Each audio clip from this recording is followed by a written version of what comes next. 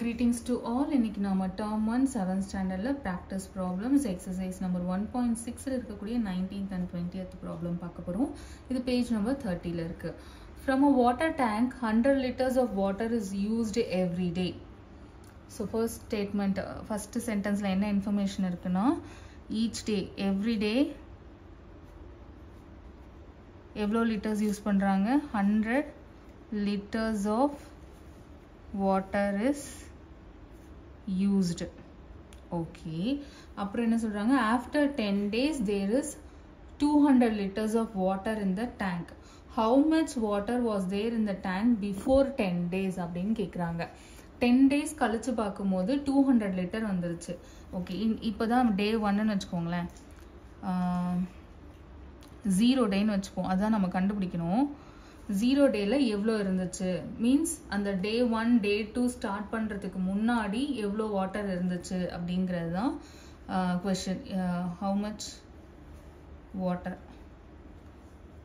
டே 0 நான் ஏன் எடுத்திருக்கேன்னா டே 1 ஆகும்போது ஒரு 10 லிட்டர் குறைஞ்சிரும், டே 2ல ஒரு 10 லிட்டர் குறைஞ்சிரும். இந்த மாதிரி டே 10 வரைக்கும் 10 லிட்டர்ஸ் குறைஞ்சிட்டே வரும்.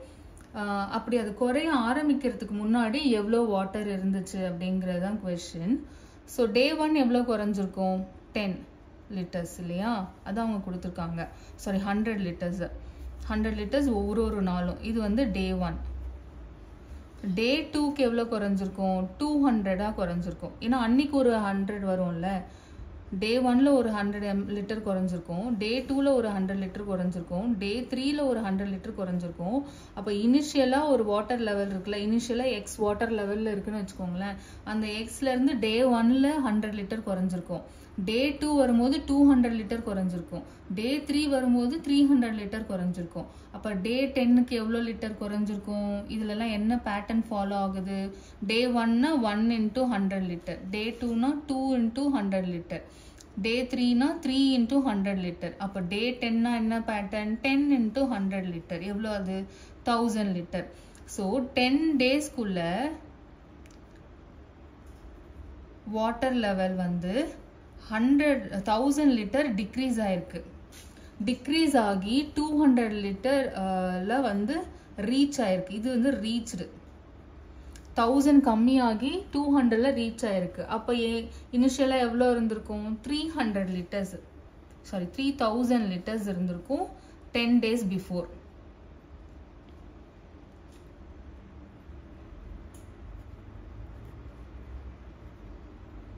புரிஞ்சிருக்கும்னு நினைக்கிறேன்.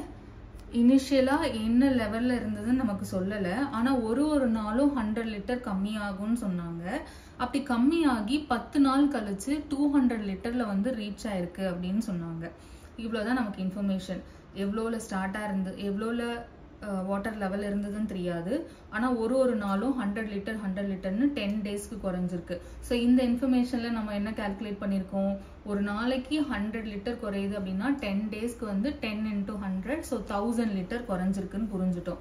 அந்த 1000 லிட்டர் குறைஞ்சதுக்கு அப்புறம் என்ன லெவல்ல வந்துச்சா 2000 லிட்டர்ல வந்திருக்கு. அந்த குறைஞ்சதையும் இப்போ இருக்கிறதையும் ஆட் பண்ணோம்னா நமக்கு இனிஷியலா என்ன லெவல்ல இருந்ததுன்னு தெரிஞ்சிடும். குறைஞ்சது எவ்வளோ 1000 லிட்டர், எங்க வந்து ரீச் ஆச்சு 2000ல வந்து ரீச் ஆயிடுச்சு. அப்போ குறையறதுக்கு முன்னாடி எங்க இருந்திருக்கணும், இந்த 1000 லிட்டர் மேல தானே இருந்திருக்கணும். இப்போ பாருங்க லெவல் 2000ல இருக்கு, 10 நாளா குறைஞ்சது வந்து 1000 லிட்டர், ரீச் ஆயிருக்கிறது இவ்வளோ.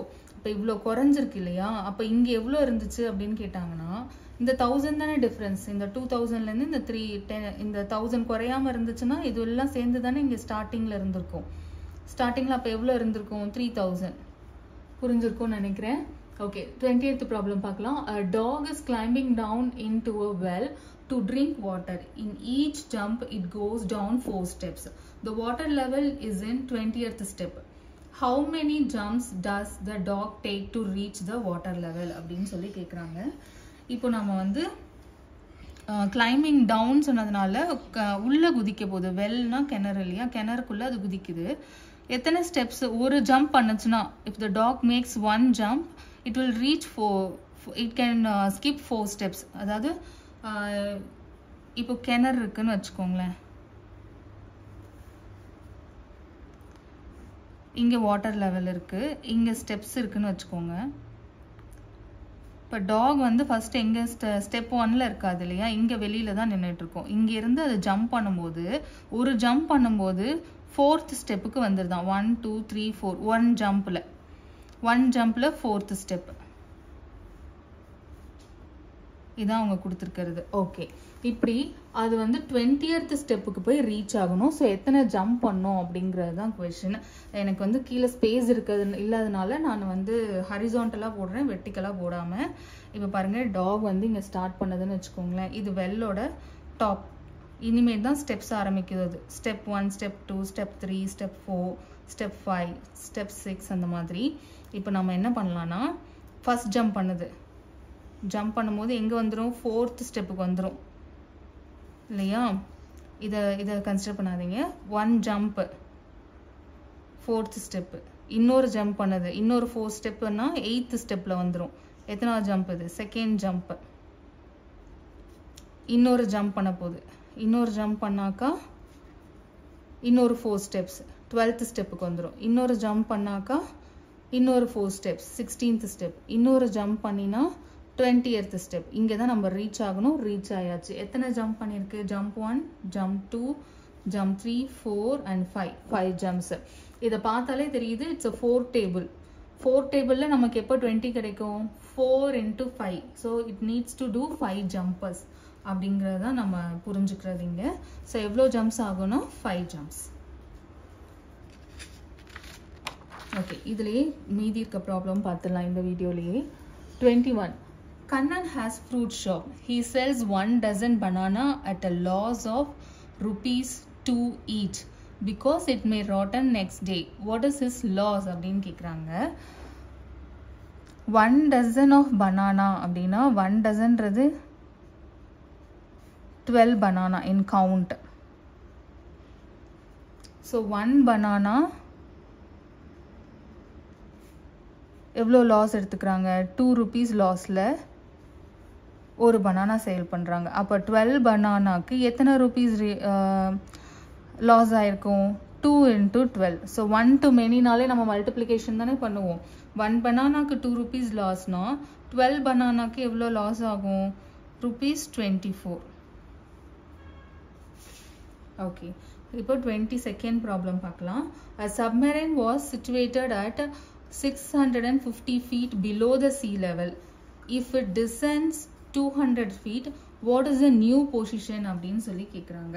இப்போ பாருங்க, ஆல்ரெடி அது வந்து பிலோ த sea level தான் இருக்குது, 650 ஃபீட்டில் தான் இருக்குது. அது பத்தாததுக்கு திரும்பவும் டிசென்ட் அப்படின்னு ஆகுது.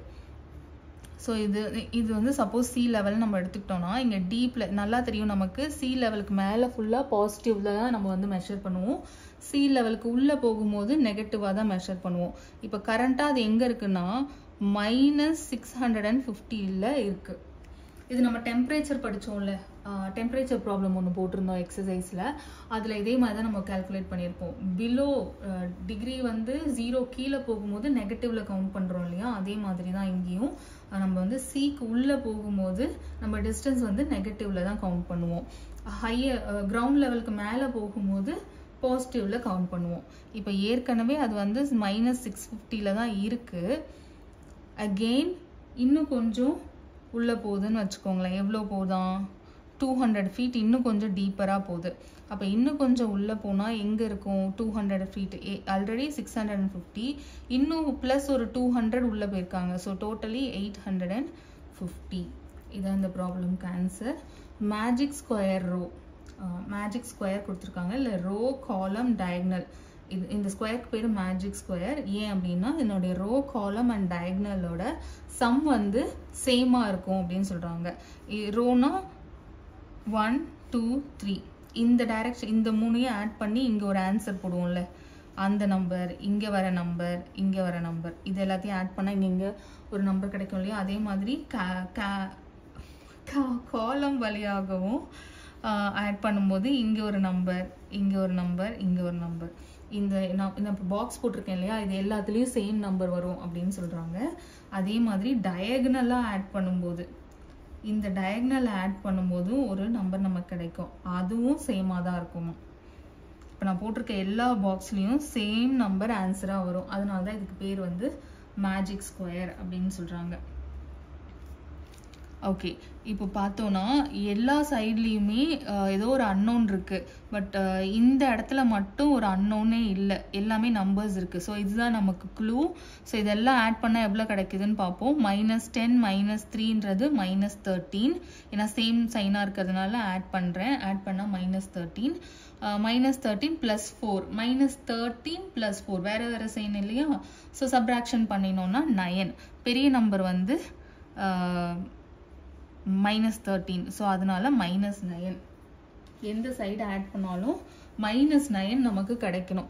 இதான் க்ளூ. இதை வச்சுட்டு நம்ம வந்து எக்ஸ் என்ன ஒய் என்ன அப்படின்னு சொல்லணும்.